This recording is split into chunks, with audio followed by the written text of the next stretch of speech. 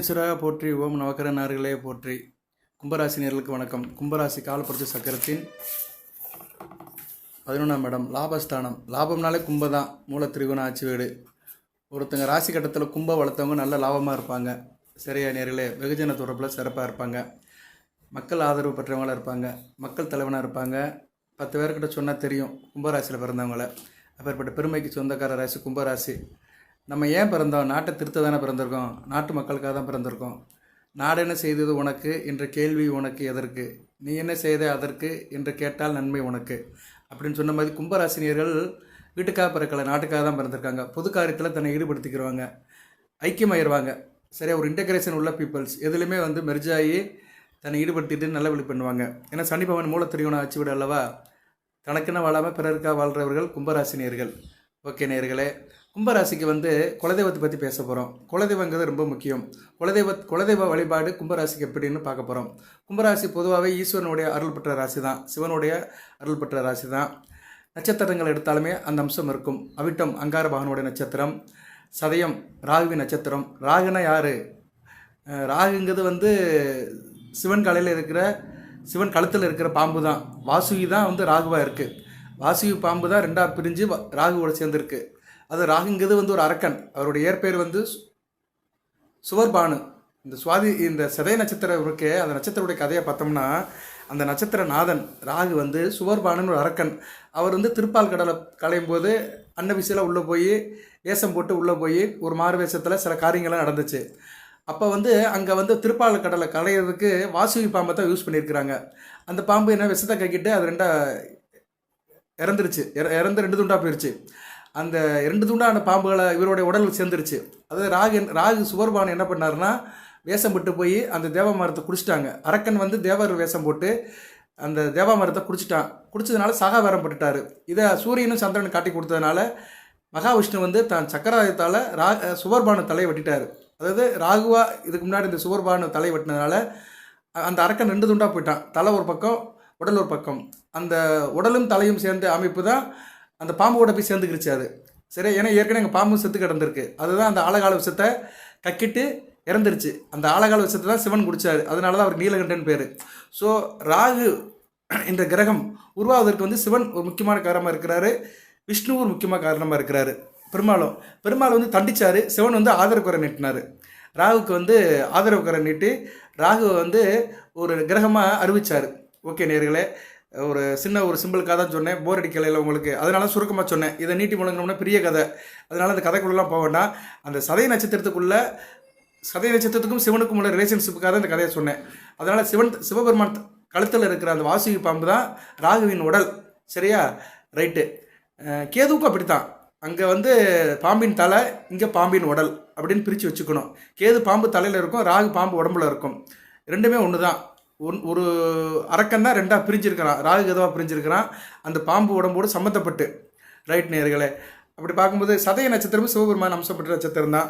அடுத்து பூரட்டாதி ஸ்டார்ட் தான் தட்சிணாமூர்த்தி குருபவ நட்சத்திரம் தான். அதில் எந்த மாட்டு கருத்தும் கிடையாது. ஸோ கும்பராசியில் இருக்க நட்சத்திரம் அனைத்துமே 3மே சிவபெருமானுடைய ஆசீர்வாதம் பெற்ற நட்சத்திரங்களை பார்க்கப்படுகிறது. குலதெய்வம்னாலே சிவனை தான் மெயினாக சொல்லுவோம். ஏன்னா இல்லை, தெய்வத்துக்கெல்லாம் தெய்வம் சிவன் தான், ஆதி அந்தம் இல்லாதவர். சரியா நேர்களே, சூரியனை தான் அந்த காலத்தில் இயற்கை தெய்வமாக கொண்டாடி இருக்கிறாங்க. சூரியனுக்கு மீது எதுவுமே கிடையாது. ஜோதிடத்தை பற்றி பேசுகிறோம்னா சூரியன் தான் நம்பர் 1. ஏன்னா பிரபஞ்சத்துக்கு ஒளியை கொடுக்குறவர் அவர் தானே. அவர் ஒளி தான் நமக்கு தெரியுது. அதனால் மற்ற கிரகங்களுக்கும் ஒளியை கொடுக்குறவர் அவர் தான். எல்லா கிரகங்களும் தன்னைத்தானே சுற்றிக்கிட்டு சூரியனை சுற்றி வராங்க. ஸோ அந்த லெவலில் வச்சு பார்த்தோம்னா சூரியன் தான் பிரபஞ்சத்துக்கு ஒளியை கொடுக்குறவர். அந்த சூரியனை தான் சிவனாக வச்சு கும்பிட்டாங்க. ஸோ சிவன் தான் எல்லாத்துக்குமே கடவுள். சரியா நேர்களே, அப்பேற்பட்ட சிவன் கும்பராசிக்கு அளப்பரிய பலன்களை கொடுக்குறாரு. சிவனுடைய அம்சம் சூரியனும் இப்போ ராசியில் இருக்கிறாரு. ரைட்டு. அடுத்த ராசிக்கு 2ஆம் இடத்துக்கு போகிறாரு. நல்ல நிலைமைக்கு அடைகிறாரு. ராசிக்கு 7 கூடியவர் எதிர்வீட்டுக்காரகன் சூரியன். கும்பராசிக்கு என்னென்ன எட்டி பார்க்குற கிரகம் சூரியன் தான். இத்தனைக்கும் சனி பகவானுக்கு பிடிக்காத கிரகம், இருந்தாலும் தொடர்பில் இருக்கிற கிரகம். ரைட் நேர்களே, இதெல்லாம் சிவனுக்கும் கும்பராசிக்கும் உள்ள தொடர்புகள், ஒரு ரிலேஷன்ஷிப். இன்னும் நிறைய சொல்லிட்டு போகலாம். ஒவ்வொரு நட்சத்திரத்துக்குலாம் நிறைய கதைகள் இருக்குது. அந்த கதைகள்லாம் நமக்கு வேண்டாம். குலதெய்வத்தை பற்றி இந்த வீடியோ பதிவில் பேச போகிறோம். இந்த வீடியோ தொடர்ந்து பார்க்குறவங்க, நம்ம சேனலை பார்க்குறவங்க, ரிட்டர்ன் வியூவர்ஸ் எல்லாத்துக்கும் ரொம்ப நன்றி. புதுசாக பார்க்குறவங்களுக்கும் சிறந்தாழ்ந்த நன்றி. தொடர்ந்து வீடியோ போடுறேன், பலதரப்பட்ட கருத்துக்களை சொல்கிறேன். உங்களுக்கு ஏற்கனவே வீடியோ போட்டிருந்தேன். சனி பகவான் அஸ்தமனம் அடைகிறதுனால ராசிக்கு உண்டான சாதக பாதங்களை சொல்லியிருந்தேன். அடுத்து வந்து செவ்வாயும் வந்து 24ஆம் தேதி வந்து வக்கர நிவர்த்தி அடைகிறாரு. அது நல்ல விதமாக பார்க்கப்படுகிறது. 3-10 கூட வக்கர நிவர்த்தி அடைகிறாரு. அது நல்ல பலன்களை கொடுப்போம் 5ஆம் இடத்துல. இப்படி அடுத்தடுத்து கிரகங்கள் நல்ல நிலைமையில் சஞ்சரிக்கிறது. இது சிறப்பாகவே பார்க்கப்படுகிறது. குரு சஞ்சாரமும் சிறப்பாக இருக்குது. செவ்வாய் சந்திரம் சஞ்சாரம் சிறப்பாக இருக்குது. சூரியன் சஞ்சாரம் சிறப்பாக இருக்குது. ஸோ கும்பராசிக்கு ரிலாக்ஸ் தெரியுங்க. இந்த ஜென்மச்சனையில் நல்ல ரிலாக்ஸ் தெரியும். இப்போதைக்கு இந்த பிப்ரவரி மாதம் கடந்த ஜனவரி மாதத்துலேருந்தே கொஞ்சம் ரிலாக்ஸாக இருக்கிறீங்க. ஆமாம் சார், இந்த 2025 பிறந்ததுலேருந்து கொஞ்சம் கெடுபடி இல்லாமல் இருக்கிறோம். 2023, 24 மாதிரி இல்லை. 2025 சம்திங் கோயிங் ஆன் பெட்டர் அப்படின்னு ஃபீல் பண்ணுறவங்க தயவுசெய்து கமெண்ட் பாக்ஸில் போடுங்க. உங்கள் தகவல்கள் கமெண்ட் பாக்ஸில் போடுங்க. கேள்வி பதில் கேட்டாலுமே கமெண்ட் பாக்ஸில் போடுங்க. இப்போ இந்த குலதெய்வத்தை பற்றி பேசுகிறேன். உங்கள் குலதெய்வம் என்னன்னு கமெண்ட் பாக்ஸில் போடுங்க. அது வந்து உங்களுக்கு ஒரு வெற்றியை தரும். குலதெய்வத்தோட பேரை நம்ம பதிவு பண்ணுறது வந்து குலதெய்வத்தோட அருளை கிடைக்கும். அது எப்பயுமே எதுக்கு ஸ்ரீராமஜெயம் எழுத சொல்கிறாங்கன்னா, ஸ்ரீராமஜெயம் எந்த அளவுக்கு எழுதுகிறோமோ அந்த அளவுக்கு நமக்கு ஒரு பாசிட்டிவ் வைப்ரேஷன் கிரியேட் ஆகும். அதுபோல் நம்ம குலதெய்வத்தின் பேரை சொல்கிறவோ அதை வந்து டெக்ஸ்ட் பண்ணவோ செஞ்சோம்னா நமக்கு வந்து நல்ல ஒரு பாசிட்டிவ் வைப்ரேஷன் கிரியேட் ஆகும். சரியா? ஒரு நேர்மறை சக்திகள் ஒரு மனிதனை சுற்றி வர ஆரம்பிச்சிருச்சுன்னா கெடுபலங்களே நடக்காது. சரியா? தொட்டக்காரியம் தொடங்கும், காரிய அனுகூலம் இருக்கும். அதை நம்ம தான் கிரியேட் பண்ணிக்கணும். சில பழக்க வழக்கத்தை மாற்றிக்கணும். சரியா? நேர்களை வித்தியாசப்படுத்தி காட்டணும். என்றைக்கு நீங்கள் மற்றவங்ககிட்ட இருந்து வித்தியாசப்படுத்தி காட்டுறவங்களோ அப்போ நீங்கள் வந்து ஓவியமாகிடுவீங்க, மென்மையாகிடுவீங்க, தனித்துவமாகிடுவீங்க. உங்களோட நடவடிக்கை, பேச்சுவார்த்தை எல்லாமே வித்தியாசமாக தெரியும். மற்றவங்ககிட்ட இருந்து வித்தியாசப்படும் போது நீங்கள் வந்து வேறு லெவலுக்கு போவீங்க. அடுத்தடுத்த லெவலுக்கு போய்கிட்டே இருப்பீங்க. சரியா? நல்ல லெவலில் வித்தியாசப்படணும். கெட்ட பழக்கத்தில் வித்தியாசப்படக்கூடாது. நல்ல பழக்கத்து வழியாக வித்தியாசத்தை கட்டினீங்கன்னா மிகச்சிறப்பாக பார்க்கப்படுகிறது. ரைட்டு. இப்போ வந்து குலதெய்வம்ங்கிறது என்னென்னா, நம்ம பரம்பரையில் அப்பா வழி சொந்த பந்தங்கள் கொண்டாடியதான் குலதெய்வம். அப்பாவுடைய அப்பா, தாத்தா, பாட்டன் இவங்க வழி எந்த தெய்வத்தை கும்பிட்டு வந்தாங்களோ, எந்த கடவுளை கும்பிட்டு வந்தாங்களோ அதுதான் குலதெய்வம். குலதெய்வம் எல்லாத்துக்கும் தெரிஞ்சிருக்கும். சரியா நேரலே? உங்களுக்கு மேக்ஸிமம் எல்லாத்துக்கும் குலதெய்வம் தெரிஞ்சிருக்கும். குலதெய்வத்தோட மகிமை என்னென்னா, குலதெய்வம் வந்து குடும்பத்தை காக்கும். கோள்கள் செய்யாததை குலதெய்வம் செய்யும். நாள்கள் செய்யாததை கோள்கள் செய்யும். கோள்கள் செய்யாததை குலதெய்வம் செய்யும். ஒரு மனிதனுக்கு கூப்பிட்ட குரலுக்கு ஓடி வருது குலதெய்வம் தான். குலதெய்வத்தோடைய ஆசை இல்லைன்னா ஒரு மனிதனால் முன்னேறவே முடியாது. அது மாதிரி அந்த யமதூதர்கள், காலர்கள் வந்து ஒரு மனிதனோட உயிரை எடுக்கும்போது குலதெய்வத்தோட ஆசீர்வாதம் பட்டு தான் அந்த உயிரை எடுப்பாங்க. அந்த அளவுக்கு குலதெய்வத்துக்கு வந்து ஒரு உயிரை காப்பாற்றுறதுக்கு சக்தி இருக்குது. அந்த குலதெய்வம் வந்து உங்கள் உயிரை காப்பாற்றும். சரியா நேரில்? அந்த அளவுக்கு ரொம்ப ஒரு வலிமை வாய்ந்தது குலதெய்வம். ஒரு மனிதனுக்கு உயிர் தான் ரொம்ப முக்கியம். உயிர் இருந்தால் தானே அனைத்தையும் சந்தோஷம் அனுபவிக்க முடியும். உயிர் இல்லைன்னா ஒன்றும் கிடையாது. அது ஜடம். அதனால் அந்த உயிரை காக்கிற தெய்வம் வந்து குலதெய்வம் தான். அடுத்து இஷ்ட தெய்வம் சொல்லுவாங்க. இஷ்ட தெய்வம் வந்து ஒவ்வொருத்தருக்கு ஒன்றா இருக்கும். கும்பராசிக்கு இஷ்ட தெய்வம் ஆறும் பார்த்தோம்னா பெருமாள் தான். சரியா? இஷ்ட தெய்வம் வந்து பொதுவாக ராசிக்கு வச்சு பார்த்தோம்னா பெருமாள் தான் உங்களுக்கு இஷ்ட தெய்வம். ஆனால் குலதெய்வம் வந்து லக்கண ரீதியாக மாறுபடும். அந்த குலதெய்வத்தை எப்படி சார் கண்டுபிடிச்சாங்க அப்படின்னா, ஒரு காலத்தில் என்ன பண்ணியிருப்பாங்கன்னா, அந்த ஒரு கோயிலுக்கு போயிருப்பாங்க. அந்த கோயிலேருந்து கும்பிட்டுட்டு அந்த கோயிலில் சன்னதியில் அந்த பிடிமண்ணை எடுத்துகிட்டு வந்துடுவாங்க. பிடிமண்ணை எடுத்துகிட்டு வந்து இவங்க ஒரு இடத்துல வச்சு சாமி கும்பிடுவாங்க. சரியா? அந்த பிடிமண்ணை எடுத்துகிட்டு வந்து சாமி கும்பிட்டு அதுக்கு சந்தன குங்குமம் வச்சு அப்படி பரம்பரையாக அந்த அந்த பிடிமண் இருக்குது பார்த்தீங்கன்னா, அது பிடிமண்ணுக்கு ஒரு பீடம் கட்டி அதை வந்து சாமி கும்பிட்டு மந்திரம் சொல்லி உருவேற்றி அதுக்கு வந்து ஒரு பூஜை புனஸ்காரம் பண்ணி அதை அப்படியே கொண்டு வரதான் குலதெய்வம். ஸோ குலதெய்வம் வந்து பார்த்தீங்கன்னா எல்லா ஊர்லேயும் கர்ப்பசாமி இருப்பார். அப்படின்னா கருப்பசாமி எல்லா இடத்துலையும் அவதரிச்சார் இல்லை. அவர் வந்து ஒருத்தர் தான் கருப்பசாமி கதையை பார்த்தோம்னா அது வேறு கதை. அவர் மலையாளத்திலேருந்து வந்தவர். இங்கே மலையாளத்திலேருந்து அழகர் கோயிலுக்கு வந்தவர். மதுரை அழகர் கோயிலுக்கு அழகரை தூக்கிட்டு போக வந்தவர். கருப்பசாமி அப்படி மாறிட்டார். அந்த கதைக்குள்ளெல்லாம் போக வேண்டாம். ஆனால் அவருடைய பிடிமண்ணை எடுத்து எல்லா இடத்துலையும் வைப்பாங்க. அந்த பிடிமண்ணை எடுத்து வைக்கிறது தான் குலதெய்வம். இது வந்து இந்த காவல் தெய்வங்களுக்கு நிறைய இருக்கும். ஆனால் சில பேர் குலதெய்வம் சிவனாக இருப்பார், பெருமாளாக இருப்பார், முருகப்பெருமானாக இருப்பார், விநாயகராக இருப்பார், அம்மனாக இருக்கும், சக்தியாக இருக்கும். இப்படி குலதெய்வம் பலதரப்பட்ட விஷயத்தில் பிரிஞ்சு இருக்குது. இந்த தெய்வங்கள்லாம் வந்து அந்த வரலாற்றுப்படி தோன்றியிருக்கும். இப்போ முருகப்பெருமான் அப்படின்னோம்னா திருப்பரங்குளத்தில் இருக்காருன்னா திருமணங்குளத்தில் இருக்கிறாரு. அறுபடை வடியில் ஒவ்வொரு நோக்கத்தில் இருக்கிறாரு. அதெல்லாம் ஆகம ஒதுப்பீடு போயிடும். ஆனால் சில குலதெய்வங்கள், காவல் தெய்வங்கள் எல்லாமே இந்த பிடிமண் மூலமாக எடுத்து வச்சு தான். வெகுஜன மக்கள், கிராமத்து மக்கள் எல்லாமே இந்த பிடிமண்ணை தான் எடுத்து குலதெய்வமாக வச்சுருக்கிறாங்க. அதுக்கு வந்து பூஜை புனஸ்காரம் பண்ணி இன்னும் வழிபட்டுட்டு வராங்க. பரம்பரையாக அது நடந்துட்டு இருக்குது. ரைட்டு. இப்போ குலதெய்வம் எப்படின்னு சொல்லிட்டேன் நான். குலதெய்வம் வந்து எப்படி வருது அப்படின்னு சொல்லியாச்சு. ஆனால் தகப்பன் வழி வர்றது தான் குலதெய்வம். அந்த குலதெய்வத்தை எப்படி சார் பார்க்குறது? நம்ம ஜாதகத்தில் பார்க்கலாமா? ஜோதிடத்தில் வழி இருக்கான்னு இருக்குது. தனிப்பட்ட ஜாதகத்தில் வந்து உங்கள் குலதெய்வம் என்னென்னு சொல்லிடலாம். ஒரு நல்ல ஜோசியர் சொல்லிடுவார். அதாவது கரெக்டாக சொல்கிறாரோ இல்லையோ ரிலேட்டடாக சொல்லிடுவார். சரியா? பக்கத்தில் இப்படி தான் சொல்லிடுவார். சரியா நேர்களே? இப்போ ஒருத்தர் பேர் வந்து ஞான பண்டிதன்னு வச்சுக்கிடுவான். அது ஒரு வித்தியாசமான பேர். உங்கள் பேர் வந்து முருகன் பேராக வருங்க அப்படின்னா கரெக்டாகிடுச்சு. ஏன்னா முருகனுக்கு பல பேர் இருக்குது. அதில் ஞான பண்டிதான்னு ஒன்று. அவர் ஞானஸ்தானம் உட்காந்துருக்கிறதுனால ஞான பண்டிதன். பழனியில் வந்து அவர் தனியாக ஞானத்தை பரப்புறதுனால அவர் பேர் ஞான பண்டிதன். அவரும் முருகன் தான். சரியா? இப்படி முருகனுக்கு பல பேர் இருக்கிற மாதிரி அந்த ரிலேட்டடாக அந்த பேரை சொல்லிடலாம். குலதெய்வத்தை வந்து ஜனன ஜாதகத்தில் வந்து 5ஆம் இடத்தை வச்சு சொல்லலாம். ஜனன ஜாதகத்தில் லக்கண ரீதியாக 5ஆம் இடத்தை வச்சு சொல்லலாம்.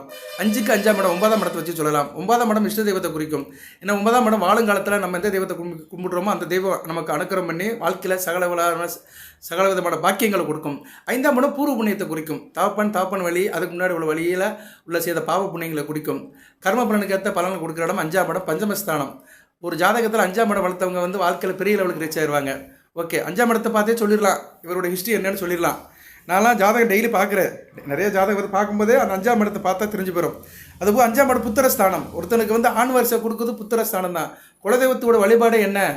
குலதெய்வத்தோட வழிபாடு என்ன? பரம்பரையாக கும்பிடுறது. பரம்பரைனா என்ன? என் மகன் எனக்கு பரம்பரை, என் பேரை என்னோட பரம்பரை, என் பேரனோட பேரை என்னோட பரம்பரை. பரம்பரையை குறிக்கிறவரே ஆண்கள் தான். குலதெய்வ வழிபாடு மேக்சிமம் ஆண்களை தான் கொண்டாடுவாங்க. சரியா? நேரில் பெண்களுக்கு வந்து கணவன் வீட்டுக்கு போயிட்டால் கணவன் வீட்டுக்கு தெய்வம் குலதெய்வம் ஆயிரும். ஸோ பெண்களுக்கு வந்து அது 2 விதமாக பிரிக்கப்படும். ஆனால் ஆண்கள் தான் வந்து குலதெய்வத்து வழிபாடை பெரும்பாலும் கொண்டாடுவாங்க. இப்படி பார்க்கும்போது வந்து அந்த பஞ்சமஸ்தானம் வந்து புத்திரஸ்தானத்தையும் குறிக்கும். ஸோ அதில் நிறைய சூட்சுமம் இருக்குது. மேலோட்டமாக பார்த்தா 5ஆம் இடம் சொல்லுவாங்க. 5ஆம் இடத்துக்குள்ளே போய் பார்த்தோம்னா ஆண் வாரிசை கொடுக்குற இடம் 5ஆம் இடம் தான். ஒருத்தருக்கு வந்து ஆண் வாரிசு இருக்கணும்னா அது 5ஆம் இடமாக இருக்கணும். கும்பராசிக்கு வந்து மிதுனம் வலுத்து மிதுனத்தில் வந்து ஆண் கிரகங்கள் இருந்துச்சுன்னா கண்டிப்பாக ஆண் வாரிசு கிடைக்கும். இப்போ அந்த அமைப்பு இருக்குது. இப்போ வந்து கும்பராசிக்கு வந்து செவ்வாய் 5ஆம் இடத்துல இருக்கிறாரு, கோணத்தில் இருக்கிறாரு. சனி பகவானுக்கு ஒரு கோணத்தில் இருக்கிறாரு. வக்கர நிவர்த்தி ஆகி நேர்கதியில் பயணிக்கும் போது இப்போ கும்பராசியில் ஒரு ஆணுக்கு வந்து குழந்தை பிறக்க போகுது. கும்பராசியில் இருக்கிற ஆண் வந்து கொஞ்சம் வயசுக்காரரு. அவருக்கு ஒரு குழந்தை பிறக்க போகுதுன்னா அவர் ஜனன ஜாதகம் நல்லா இருந்துச்சுன்னா கண்டிப்பாக ஆண் வாரிசு நிற்கும். சரியா? இப்படித்தான் பலன்கள் போகும். அது போக ராசியில் வேறு சூரியன் இருக்கிறாரு. ஸோ ஆண் என்ற அந்த வார்த்தையினுடைய ஆதிக்கம் அதிகமாக இருக்குது. கும்பம் ஒரு ஆண் ராசி, சூரியன் ஒரு ஆண் கிரகம். ராசியிலிருந்து சனி பகவான் அஸ்தமனம் ஆயிட்டார். சனி பகவான் அழிக்கிறம் அஸ்தமனம் ஆயிட்டார். புதனும் 27ஆம் தேதி ராசியை விட்டு போயிடுவார். அப்போ சூரியன் மட்டும்தான் இருப்பார் வர 13ஆம் தேதி வரைக்கும். ஸோ வர 13லிருந்து 7ஆம் தேதி வரைக்கும், ஏப்ரல் 7 வரைக்கும் அந்த அமைப்பில் பார்த்தோம்னா அந்த ஆணுடைய ஆதிக்கம் வந்து நல்லா இருக்குது. ராசிலையும் சரி, ராசி பஞ்சமஸ்தானத்திலையுமே சரி, சூரியன் செவ்வாய் இந்த காம்பினேஷனில் பார்க்கும்போது ஆணுடைய ஆதிக்கம் அதிகமாக இருக்கிறதுனால இந்த காலகட்டத்தில் கர்ப்பம் கும்பராசியில் வந்து பிள்ளை வேண்டி இருக்கிறவங்க அது சம்மந்தப்பட்ட காரியத்தில் ஈடுபடும் போது ஆண் வாரிசு வர்றதுக்கு வாய்ப்பு இருக்குது. இது வந்து ராசிக்கு சொல்கிறேன். சரியா நேரில்? அதுபோக உங்கள் ஜனன ஜாதகத்தில் அந்த அமைப்பு இருக்கணும். அது வந்து விதி, இது மதி. கெதிங்க இது வந்து உங்களுக்கு ஆண் வாரிசு பிறக்குதா பெண்பல்ல பிறக்குதா அதை வச்சு நீங்கள் காலம் தள்ளுறீங்களா, அதான் கெதி. ரைட்டு. எதுக்கு சொல்ல வரேன்னா அந்த குலதெய்வ வழிபாட்டில் வந்து 5ஆம் இடத்தை குறிக்கிறாங்க. அந்த 5ஆம் இடம் வந்து பல விஷயத்தில் ஒரு மனிதனுக்கு ஒரு ஏற்றத்தை கொடுக்குது. ஏன்னா ஆண் வாரிசு இருந்தால் தான் அவன் கர்மம் பண்ண முடியும். ஆண் வாரிசு தான் அடுத்து கொண்டு போவான். அந்த குலசாமியை வந்து அடுத்து கும்பிட போகிறது ஆண் வாரிசு தான் கும்பிடுவான். பொம்பளை பிள்ளை கும்பிடாது, அது கணவன் வீட்டுக்கு போயிடும். சரியா? பெண்கள் ஜாதகத்தில் வந்து 11ஆம் இடத்தை பார்க்கணும். சரியா? 11ஆம் இடத்தை பார்த்தோம்னா அதுக்கு வந்து குலதெய்வம் என்ன, கணவனுடைய குலதெய்வம் என்ன அப்படி கண்டுபிடிக்கலாம். ஜாதகத்தில் வந்து எல்லாத்தையும் கண்டுபிடிக்கலாங்க. எல்லாத்துக்குமே வழி இருக்குது. ஜோதிடரோட அப்சர்வேஷனை பொறுத்திருக்கு. எல்லாரும் அப்சர்வேஷன் பண்ணுவாங்க. ஆனால் அதில் வந்து நுட்பம்னு இருக்குல்ல, நுட்ப அறிவுன்னு ஒன்று இருக்குல்ல, அந்த நுட்ப அறிவு தான் ரொம்ப முக்கியம். ஓகே, அதெல்லாம் ஒரு பக்கம் இருக்கட்டும்.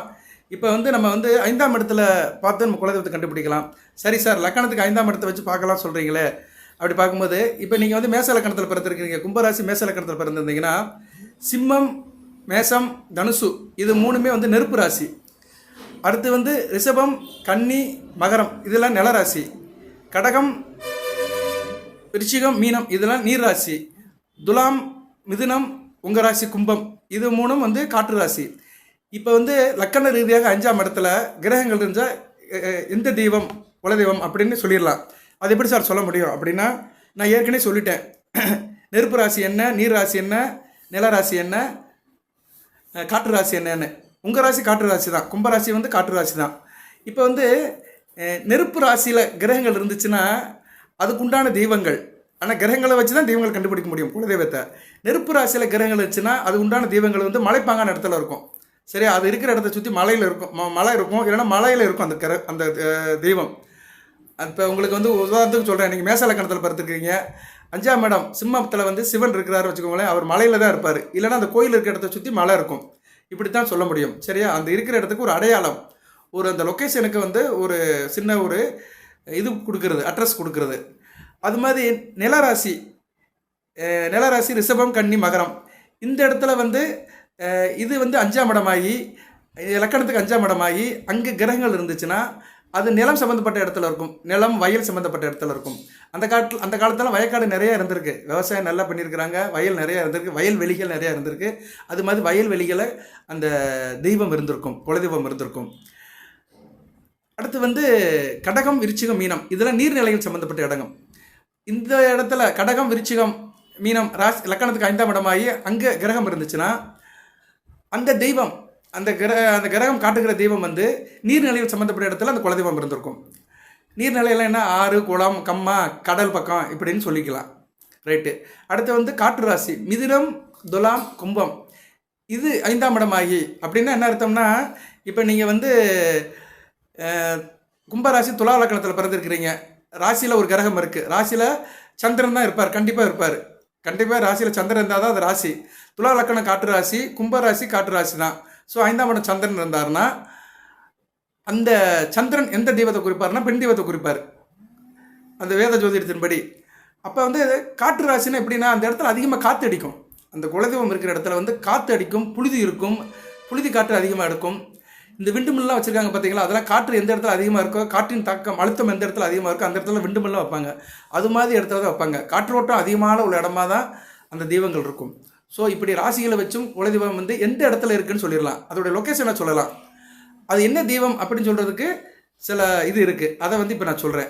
சரியா நேரில் இப்போ அந்த லொக்கேஷனை சொல்லிட்டேன். இதெல்லாம் அடுத்தடுத்து உங்களுக்கு தெரிஞ்சுக்கணும், தெரியாதவங்க தெரிஞ்சுக்கோங்க. குலதெய்வம் இருக்கிறவங்க அந்த தெய்வத்தை கும்பிடலாம். இப்போ வந்து சூரியன் இருக்கிறாரு, நான் சொன்ன இடங்களில் சூரியன் இருக்கிறாரு, ஒரு இடத்துல இருக்கிறாரு வச்சுக்கோங்களேன். அது எந்த இடமோ, காற்றோ, நீரோ, நிலமோ, மலையோ, சூரியன் இருந்தார்னா அங்கே சிவன் சம்மந்தப்பட்ட தெய்வம் இருக்கும், சிவன் அம்சத்தில் உள்ள தெய்வங்கள் இருக்கும்,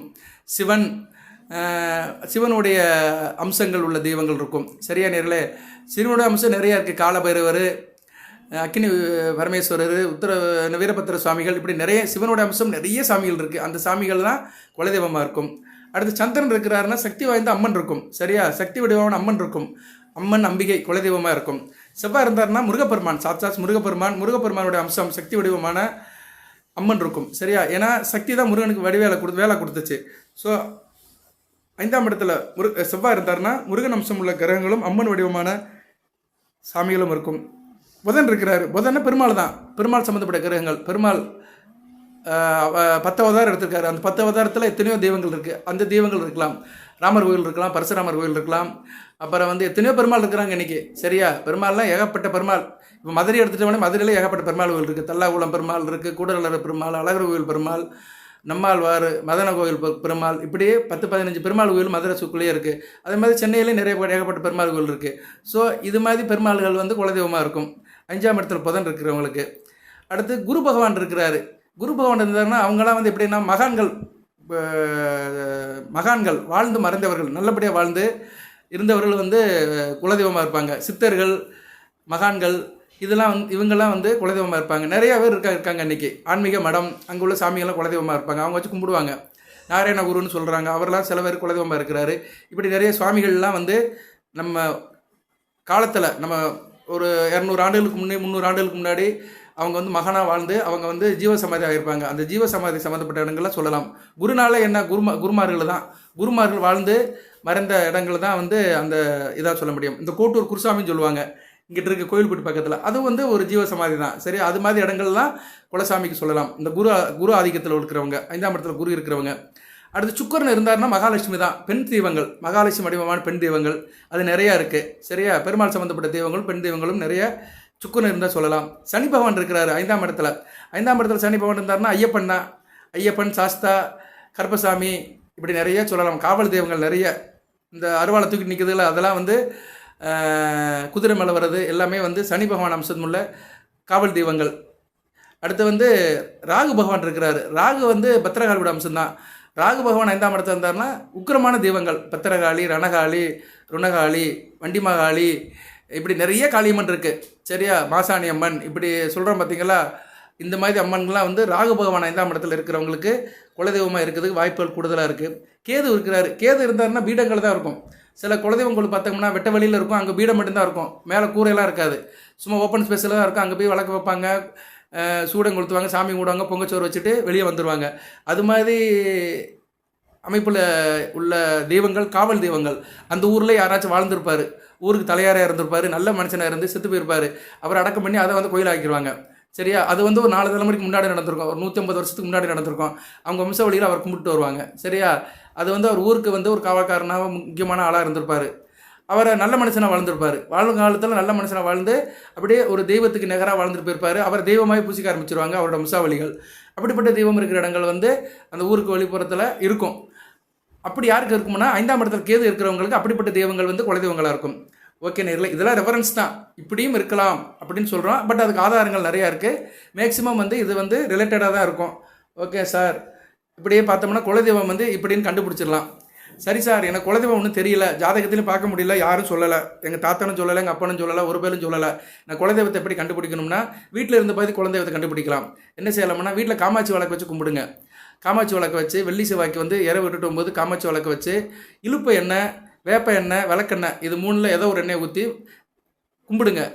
அந்த விளக்கை வச்சு கும்பிடுங்க. தெய்வமே, என் குலதெய்வம் எனக்கு எதுவும் தெரியல, ஆண்டவா என் குலதெய்வத்தை கண்ணில் காட்டு அப்படின்னு தொடர்ந்து கும்பிட்டு வந்தீங்கன்னா கனவுல கண்டிப்பாக அந்த சொரூபம் தெரியும். சரியா? அது வந்து ஆண் தெய்வம் வந்து ஆண் வந்துச்சுன்னா ஆண் தெய்வம், பெண் வந்தால் பெண் தெய்வம். இப்படியும் குலதெய்வத்தை கண்டுபிடிக்கலாம். அதாவது குலதெய்வத்தை கண்டுபிடிக்கிறதுக்கு ஒரு வழி. அதுபோல் நிலவாசலை வந்து நிலவாசலை கும்பிடணும். வாடகை வீடாக இருந்தாலும் சரி, சொந்த வீடாக இருந்தாலும் சரி, நிலவாசலை சுத்தம் பண்ணி சந்தன குங்குமம் வச்சு நிலவாசலை பூ சுற்றி நிலவாசலுக்கு வந்து வெள்ளிக்கிழமை காலையில் 4 to 6 அந்த பிரம்ம முகூர்த்தத்தில் வீட்டில் இருக்கிறவங்க உள்ள பக்கமாக உட்காந்துட்டு வெளிப்பக்கமாக நோக்கி கொஞ்சம் நேரம் உட்காந்துருக்கணும். எல்லாரும் அந்த நிலவாசலுக்கு உள்ள வீட்டுக்குள்ளே உட்காந்துட்டு கொஞ்சம் கண்ணை மூடிட்டு தியானம் பண்ணணும். குலதெய்வமே எங்கள் வீட்டுக்கு வா, எங்கள் வீட்டுக்கு வா, நீ எங்கே இருந்தாலுமே சரி, இந்த பிரபஞ்சத்தில் எந்த இடத்துல இருந்தாலும் சரி, எங்களுக்கு நாங்கள் குலதெய்வம் தெரியாமல் ரொம்ப கஷ்டப்பட்டுருக்குறோம், எங்கள் வீட்டுக்குள்ளே வா அப்படின்னு தொடர்ந்து ஒரு 7 வாரம் வெள்ளிக்கிழமை அப்படி செஞ்சீங்கன்னா கண்டிப்பாக குலதெய்வம் என்னன்னு கண்ணில் காட்டும், கனவுல தெரியும். இல்லைன்னா யாரோ வந்து சொல்லுவாங்க, ஒரு ஆசிரியர் மாதிரி ஒரு செய்தி வரும் உங்களுக்கு. நம்பிக்கை தான், நம்பிக்கையின் அடிப்படையில் சில தகவல் உங்களுக்கு பரிமாறும். சரியா நேர்களே? கண்டிப்பாக உங்கள் காதுக்கு அந்த குலதெய்வத்துடைய அருள் கிடைக்கும். அந்த அருள்னா என்ன, அந்த குலதெய்வம் இது அப்படின்னு திசையோ தெரியும், இல்லைனா அதோட பேர் தெரியும், ஏதோ ஒரு ரூமர் உங்களுக்கு வரும். ரைட்டு, நம்பினா தான் நடராஜன். நம்பிக்கை இருக்கிறவங்க தான் ஜோசியம் பார்க்கணும். நம்பிக்கை இல்லாமல் நாஸ்திகம் பண்ணுறவங்களுக்குலாம் எதுவுமே கிடையாது. ஆனால் நாஸ்திகர்களுக்கும் இந்த ஆண்டவன் அருள்றாரு, நாஸ்திகளுக்கும் ஜாதகம் இருக்க தான் செய்யுது. ஓகே, அதுக்குள்ளே ரொம்ப போக வேண்டாம். பட் அதையும் நம்மளால் ப்ரூஃப் பண்ண முடியும். சரி நேர்களே, இப்போ வந்து குலதெய்வத்தை இப்படி கண்டுபிடிக்கலாம். வேறு என்ன சார் வழி இருக்குது? வேறு வழி வந்து பேரை வச்சு கண்டுபிடிக்கலாம். இப்போ குடும்பத்தில் வந்து சில பேர் வந்து அப்படியே வரும், சுப்பிரமணியன் வரும்.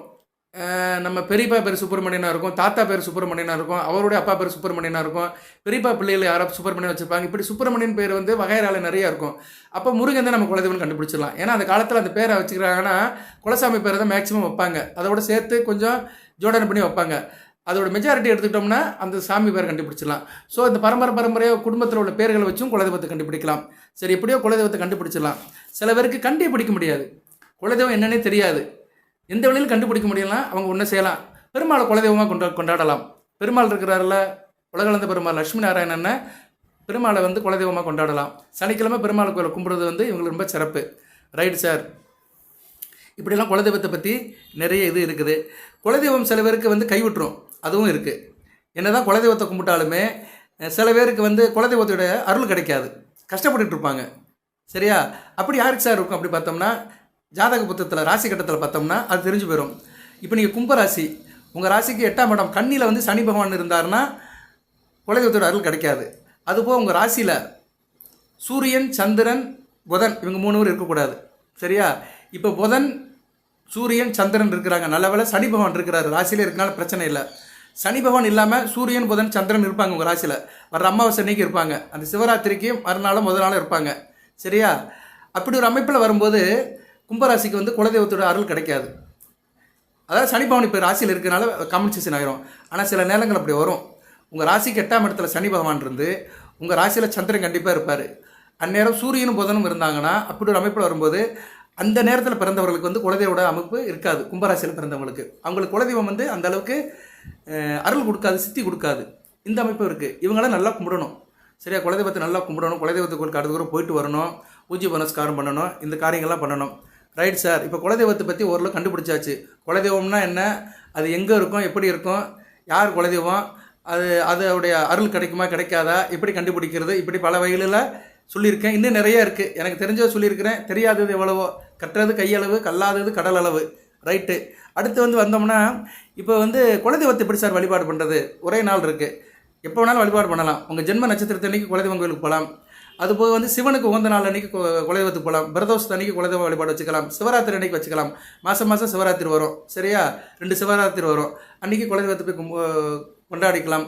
முக்கியமான விசேஷ தினங்கள் அன்றைக்கும் குலதெய்வம் கோயிலுக்கு போகலாம். ரொம்ப முக்கியமாக சொல்கிறது சிவராத்திரி, மகா சிவராத்திரி, சரியா நேர்களே? மகா சிவராத்திரி கும்பராசியில் தான் நடக்கும். இது கும்பராசிக்கு ஒரு பெரிய பெருமை. கும்பராசியில் நடக்கிற பெரிய விசேஷ தினங்கள் எடுத்துக்கிட்டோம்னா, ஆவினி அவிட்டம், மகா சிவராத்திரி, மாசி மகம், இதெல்லாம் கும்பராசியில் நடக்கிற முக்கியமான விசேஷ தினங்கள். அப்படி பார்க்கும்போது மகா சிவராத்திரி கும்பராசி சார்ந்து இருக்கிறதுனால கும்பராசி குலதெய்வத்தினுடைய அருளை பரிபூர்வமாக கிடைக்குது, சரியா? விரைவிலே கும்பராசினியர்கள் குலதெய்வத்தோட அருளை பெற்றவர்கள். அதனால் கும்பராசினியர்களுக்கு இது ஒரு நற்செய்தி. அதனால் மகா சிவராத்திரி உங்கள் ராசியை சம்மந்தப்பட்டு வர்றதுனால மகா சிவராத்திரி அன்னைக்கு குலதெய்வத்தை கும்பிடலாம். எப்படி சார் கும்பிடுறது? எல்லோரும் சேர்ந்து போகணும், பங்காளிகள்லாம் சேர்ந்து போகணும். அதாவது எப்படின்னா, தகப்பன் வழி பங்காளிகள், தாய் வழி பங்காளிகள் இல்லை. எல்லோரும் சொல்லுவாங்க உருதாய் மக்கள் அப்படிம்பாங்க. நாங்கள்லாம் உருதாய் மக்கள், அதெல்லாம் ரைட்டு தான். ஆனால் தகப்பன் வழி தான் முக்கியம். குலதெய்வ கோயிலுக்கு கும்பிட போகும்போது அங்கே 4 கிரகங்களோட ஆதிக்கம் இருக்கும். சூரியன், தகப்பனாலே சூரியன் தாங்க. அப்போ சூரியனோட ஆதிக்கம் அங்கே வந்துருச்சு. தகப்பனுடைய அண்ணன் தம்பி, அவங்க பிள்ளைங்க, பங்காளிங்க எல்லோரும் சேர்ந்து அங்கே போகிறோம். சூரியன் அங்கே வந்துடுவார். அடுத்து சகோதரர்கள், உங்கள் சகோதரன், கூட பிறந்தவன், உங்கள் பெரியப்பா மையன், சித்தப்பா மையன், இவங்கெல்லாம் வந்துடுவாங்க. இவங்கெல்லாம் சேர்ந்து வரும்போது அங்கே செவ்வாய் வந்துட்டான்னு அர்த்தம். ஏன்னா செவ்வாய் சகோதரக்காரகன். அடுத்த ரத்தம், எல்லாத்துக்கும் ஒரே ரத்தம் தான். இவங்களெல்லாம் ரத்தத்தை ஆரம்பம் யாருன்னா 3 தலைவருக்கு முன்னாடி ஒரு பாட்டை இருப்பான், இல்லை பூட்டை இருப்பான். அவன் பிள்ளை, அவனோட பேரன் இப்படியே வந்திருக்கும். எல்லாமே ஒரு ரத்தத்துலேருந்து தான் வந்திருக்கும், சரியா? அந்த ரத்தம் தகப்பன் வழி விந்துலேருந்து வர ரத்தம். அந்த ரத்தம் மாறாது, சரியா? அந்த ரத்தத்துக்கு சொந்தக்காரன் சந்திரன், சரியா? சந்திரன் ரத்தத்துக்கு வருவார். ஆக்சுவலாக செவ்வாய் தான் ரத்தத்துக்கு உள்ள கிரகம். ஆனால் சந்திரன் அந்த ஓட்டத்துக்கு உள்ளவர், ரத்த ஓட்டத்துக்கு உள்ளவர். ரத்தம் நீராக இருக்க போய் தான் ரத்தத்துக்கு மதிப்பு. அந்த ரத்தத்தை நீர்நிலையாக மாற்றுறவர் சந்திரன் நம்ம உடம்புக்குள்ளே. அப்போ சந்திரன், செவ்வாய், சூரியன், இவங்க 3 பேரும் வந்துட்டாங்க. ராஜகிரகங்கள் 3 வந்துருச்சு. நம்ம பூஜை புனஸ்காரம் பண்ணுறோம் பார்த்தீங்களா? மந்திரம் சொல்லி அங்கே கோயிலுக்கு போய் மற்ற சடங்கு பண்ணுறோம் பார்த்தீங்களா? அது குரு செய்கிறது, சரியா? அந்த ஆராதனை பண்ணுறது, தெய்வத்தை வணங்குறது, அந்த தெய்வத்தை கொண்டாடுறது. அதாவது ஒவ்வொருத்தரும் ஒவ்வொரு விதமாக கொண்டாடுவாங்க. சில பேர் ஆடு கோழிலாம் அடித்து கும்பிடுவாங்க. சில பேர் அவங்கவுங்க சௌரியத்துக்கு ஏற்ற மாதிரி, அந்த பரம்பரைக்கு ஏற்ற மாதிரி, அவங்க அந்த குடும்பத்தில் பழக்கத்துக்கு ஏற்ற மாதிரி கொண்டாடுவாங்க. அந்த பூஜை புனஸ்காரம் பண்ணுறது குருவோடைய வேலை. ஸோ குரு, சூரியன், சந்திரன், செவ்வாய், இந்த 4 கிரகங்களுமே வந்துடும். முக்கியமான கிரகங்கள் எல்லாமே வந்துடும். இந்த முக்கியமான கிரகங்களை ஒரு மனிதன் வழி நடத்துது, சரியா நேர்களே? அப்படி பார்க்கும்போது குலதெய்வ வழிபாடில் கிரகங்களோட ஆதிக்கமும் இருக்குது.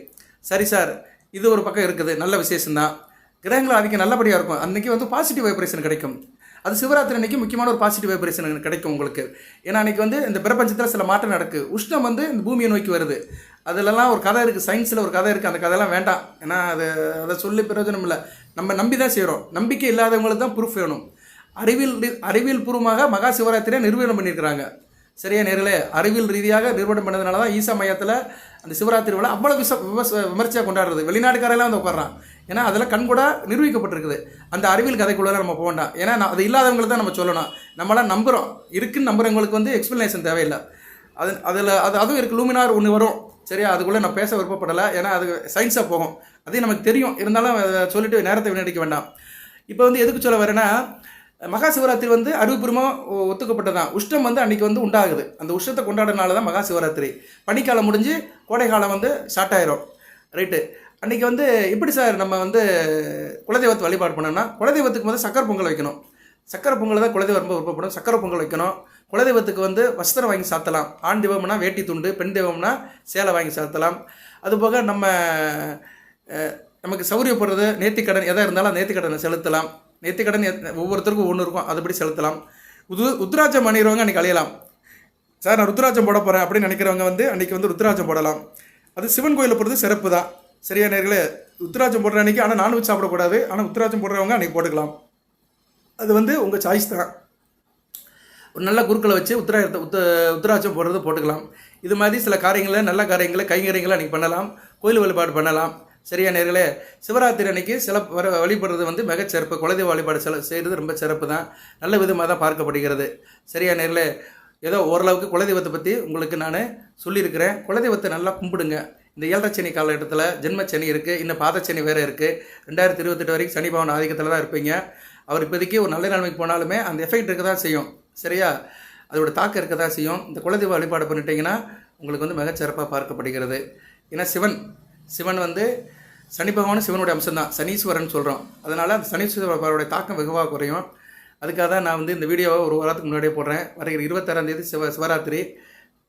அதை சிறப்பாக செய்யுங்க. அதுக்கு வேண்டிய ஏற்பாடெல்லாம் இப்போயே பண்ணுங்கள். ட்ரெயின் புக் பண்ணுறது, பஸ்ஸு புக் பண்ணுறது, வேன் புக் பண்ணுறது, ரூம் புக் பண்ணுறது எல்லாத்தையும் பார்த்துக்கோங்க. நெருக்கடியில் போய் செய்யாதீங்க. எதுவுமே திட்டம் போட்டு பிளான் பண்ணி போங்க, சிறப்பாக இருக்கும். ஏன்னா கூட்டாக வழிபாடு பண்ணுறது ரொம்ப நல்லது. இன்றைக்கி ஒரு காரியத்தை வந்து நம்ம கூட்டணியாக செய்கிறோமோ அப்போ அதில் வெற்றி அதிகமாக இருக்கும். எந்த ஒரு காரியத்தையும் கூட்டாக தான் செய்யணும். சரியா நேர்களே? தேர்தலில் பாருங்கள், கூட்டணி வச்சுருக்கவங்க ஜெயிச்சிருவாங்க, ஸ்ட்ராங்காக கூட்டணி வச்சுருக்கவங்க ஜெயிச்சிருவாங்க. அது மாதிரி கூட்டணி தான். அது கோயிலில் வந்து அதுக்கு தான் வந்து இந்த இதெல்லாம் குடமுழுக்கெலாம் வைக்கிறாங்க. கூட்டம் சேரணும், திருவிழா எடுக்கிறது எல்லாமே கூட்டம் சேரணும், மக்கள் ஒருத்தருக்கு ஒருத்தர் இன்டகிரேஷனாக இருக்கணும், அந்த ஒரு பாசிட்டிவ் வைப்ரேஷன் கிரியேட் ஆகணும். அதுக்காக தான் கூட்டு பிரார்த்தனை எல்லாமே நடக்குது. ஸோ கூட்டு பிரார்த்தனை வளர்த்துக்கோங்க. குலதெய்வத்தை கும்பிடுங்க. குலதெய்வம் வந்து உங்களுக்கு கண்டிப்பாக காக்கும். குலதெய்வத்தோட அருள் கிடைக்கும். உங்கள் பிறவி பயனை நீக்குவீங்க. பிறவி பயன் வந்து நல்லபடியாக போகும், சிறப்பாக பார்க்கப்படுகிறது. நீங்கள் வந்து ஒரு தகப்பன் என்ற முறையில் அதை பூஜை புனஸ்காரத்தெல்லாம் செஞ்சீங்கன்னா உங்கள் மகன் அதை சின்ன பிள்ளையிலே பார்ப்பான். அவனுக்கு வயசு 10 வயசு இருக்கும். அவனுக்கு ஒரு 30 வயசு வரும்போது அதை அவன் எடுத்து செய்வான். சரி, அப்போ நேரம் நமக்கு வயசாகிடும், நம்ம பிள்ளை எடுத்து செய்வான். இப்படியே தொட்டு வரதா, தொட்டு நடக்கிறது தான் குலதெய்வ வழிபாடு. அதை சிறப்பாக செய்யுங்க. குலதெய்வ வழிபாடை வந்து என்றைக்கும் ப்ராக்டிக்கலாக வச்சுக்கணும். சில பேர் ஆன்மீக ரீதியாக வச்சுருப்பாங்க, அமானுஷ சக்தி, அதெல்லாம் ஒன்றும் இல்லை. மனிதன் ஒரு விஷயம் நடக்குதுன்னா அது ப்ராக்டிக்கலாக இருக்கணுங்க. நான் என்றைக்குமே ப்ராக்டிக்கலாக பேசுவேன். நம்ம வீடியோ பார்க்குறவங்க பார்த்தாலே தெரியும். ஜோதிடமாக இருந்தாலும் சரி, ஆன்மீக தகவலாக இருந்தாலும் சரி, ப்ராக்டிக்கலாக சொல்லுவேன். ப்ராக்டிக்கலாக எது சாத்தியப்படுதோ அதான் காலம் கடந்து நிற்கும். சரியா? ப்ராக்டிக்கலாக இட் வில் பி பாசிபிள். அது நடைமுறைக்கு சாத்தியமாக இருக்கணும். நடைமுறைக்கு சாத்தியமில்லாத விஷயத்த சில பேர் சொல்லிட்டு இருக்கிறாங்க. அதை அவங்க சொன்னால் சொல்லிட்டு போனால் நம்ம அதை செவி சாய்க்க வேண்டாம். நடைமுறைக்கு சாத்தியப்படாமல் அதை செய்யணும். ஆண்டவன் சொன்னாலுமே நடைமுறைக்கு சாத்தியப்பட்டால் தான் செய்யணுங்க. அப்படி ஒரு மனப்பான்மை ஒரு மனிதன்கிட்ட இருக்கணும். நடைமுறைக்கு சாத்தியப்பட்டதான் அதை செய்யணும். சரியா நேர்களே? எதுவாக இருந்தாலுமே ஸோ நடைமுறைக்கு சாத்தியப்பட்ட விஷயத்தை நம்ம செய்வோம். நல்லதே பெறுவோம், நல்லதே நடக்கும். கும்பராசி நேயர்களுக்கு குலதெய்வத்தின் அருள் கிடைக்கும்.